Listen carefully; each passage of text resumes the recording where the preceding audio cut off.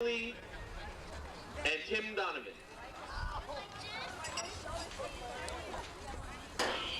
When I think back to '96 football team at Queen of Peace, and I think back to Mike Morgan, the one thing that comes to mind about everything is how emotional he was. Everybody kind of pushes him off as a big, strong leader, which he was, and you have to give him tons of credit for that, for being the ferocious player that he was. But there's a different side to Mike, and I'll never forget walking off the field with him after our Rutherford game, our last game, and just tears came to my eyes because I knew that everything was done. Like, we were leaving school, football was over, and I just started crying. And Mike came up to me and he just gave me a big hug and put his head against my head and told me it was going to be all right, brother, and that we would always be a family. And that was one of the greatest memories I have of Mike.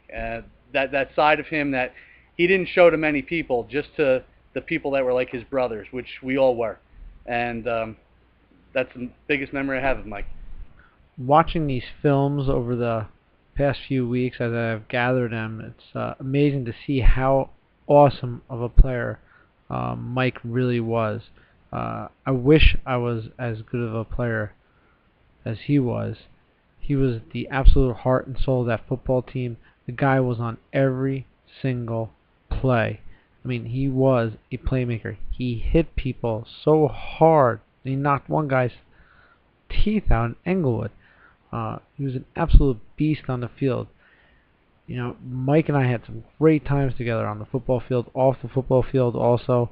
But you know, on the football field, it was all because of his hard work, his dedication, going to the Alamo, hanging out with the players, just preparing, and he was an ultimate preparer. I mean, that's why he dominated the games. I mean, he changed the way other teams focused their game plan. We had lost our first game of the year against Cliffside Park. I was filling in for Mike at linebacker, and there's no way I could have done as good as a job that he had done the rest of that season. And you know, pretty much went 5-1 and 5-2 the rest of the way when he got there. Then we had that losing streak at the end of the year. But I mean, the guy was just awesome, and he was just competitive. He was competitive in everything. He was great. He had some. There were so many fun times we had him rapping in the locker room. He's the only reason I like Biggie Smalls. I really don't even like rap that much, but because of Mike, he's the only reason that I've liked any of that. Just watching him rap was great with the players, or running out to Tommy's car, because Tommy would give us a ride home, me and him, all the time, and he would say, "Shoddy," right to your face, and put your finger in his face, and it was always fun to see who got out first or who can ride shotgun.